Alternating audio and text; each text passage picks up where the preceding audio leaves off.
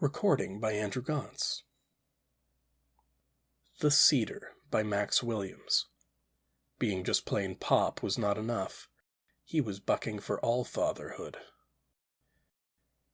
It took me less than 3,000 years to catch up with Pop, which, all things considered, was pretty good going. I came out of overdrive at 018970 hours in orbit around an ugly-looking A3-type planet, and there was his ship below me. I slammed my cruiser down right alongside, hard enough to pulverize a couple feet of basalt and make Pop and his ship bounce a little. He'd put me to quite a bit of trouble, and I was annoyed. Pop got to his feet and stood there looking kind of sheepish as I climbed out of the cruiser. The old fool had his helmet off, and was breathing in the foul atmosphere as if it were health gas. His gills had begun to turn a little blue from the methane and CO2. He was a character, all right. His name wasn't really Pop, of course.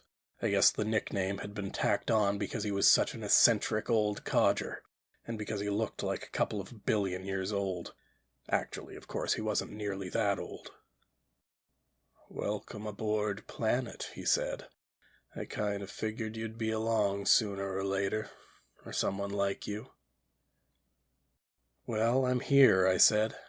He looked harmless, but I kept a 201R projector on him just in case. Pop had given Security Division a lot of trouble, and I had strict orders.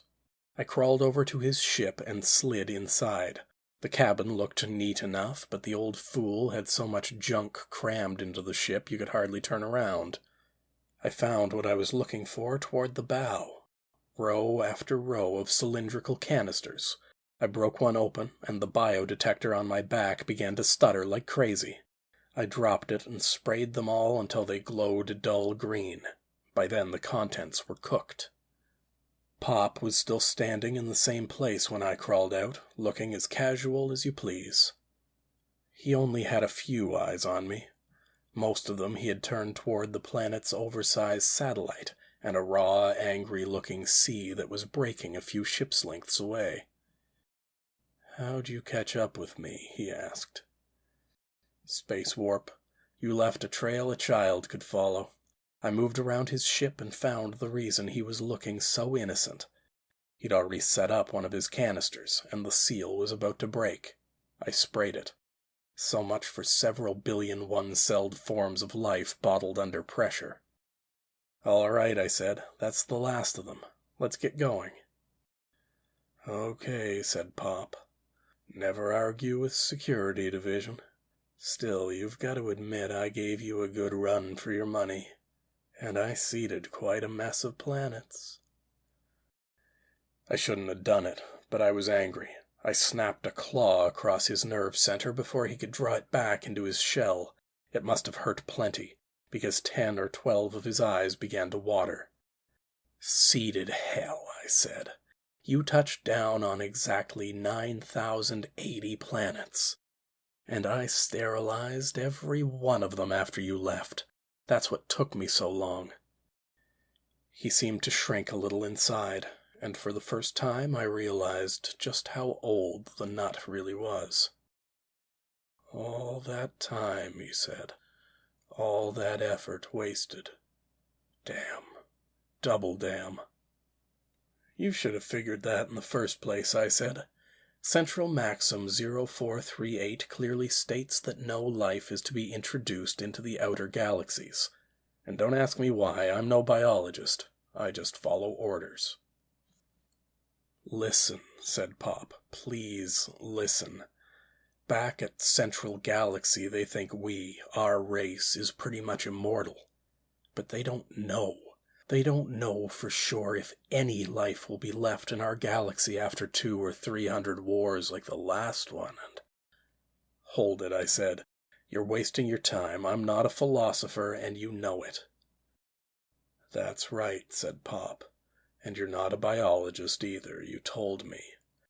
He waved a claw in gesture of resignation number 7. "Well, maybe you're right.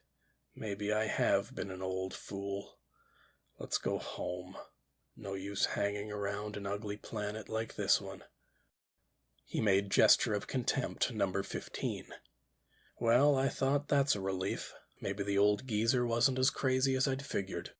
Maybe he just needed some sense slapped into him. At any rate, he didn't make any trouble when I disintegrated his ship. The old crate wasn't space-worthy to begin with, and he climbed into my cruiser, meek as could be. I put the drive in low and pulled out of the system. The next planet, Pop had landed on the third, was going through G14 disintegration into asteroids, but I eased through without any trouble and began to pick up speed. Just then Pop swung around in his seat and made good luck gesture 8 and long life gesture 12 toward the planet we'd left. I stared at him. "I don't get it," I said. "Just a while ago you agreed that was an ugly hunk of rock. You even made contempt gesture 15. You spat on it." "That's right," said Pop. "I did, didn't I? Right into a pool of brackish water." Then he began to chuckle. He kept on chuckling for 5 years, until I got annoyed and slapped his nerve center again. Aside from that, the return voyage was uneventful. End of The Cedar by Max Williams.